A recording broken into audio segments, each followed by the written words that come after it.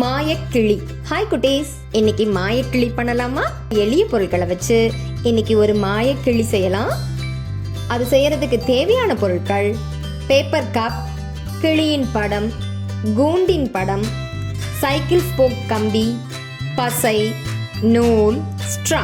இந்த பொம்மையை செய்யறதுக்கு முதல்ல சைக்கிள் ஸ்போக் கம்பியை எடுத்துக்கோங்க. வரைஞ்சி வெட்டி வச்ச குருவி மற்றும் கூண்டு படத்தை இது போல ஒட்டிக்கோங்க. பேப்பர் கப்பின் குறுக்காக உட்புறம் இந்த மாதிரி ஸ்ட்ராவை செருகிக்கோங்க.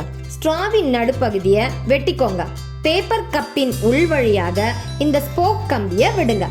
இப்ப நூலினை எடுத்து ஒரு முனைய ஸ்போக் கம்பியின் நடுவுல முடிச்சு போட்டுக்கோங்க. கப்பின் அடிப்பகுதி வழியாக இந்த நூலை வெளியே இழுத்து இந்த மாதிரி பாசியினை கோர்த்து ஒரு முடிச்சு போட்டுக்கோங்க. ஸ்போக் கம்பிய இந்த மாதிரி சுத்தும் போது நூல் நன்கு ஸ்போக் கம்பியில சுத்திக்கும். கப்பினை திருப்பி இந்த பாசியை பிடிச்சு இழுக்கும் போது ஸ்போக் கம்பி சுழலும் போது இந்த கிளிய பாருங்க. இந்த கிளி கூண்டுக்குள்ள இருக்கிறது போலவே தெரியுதா?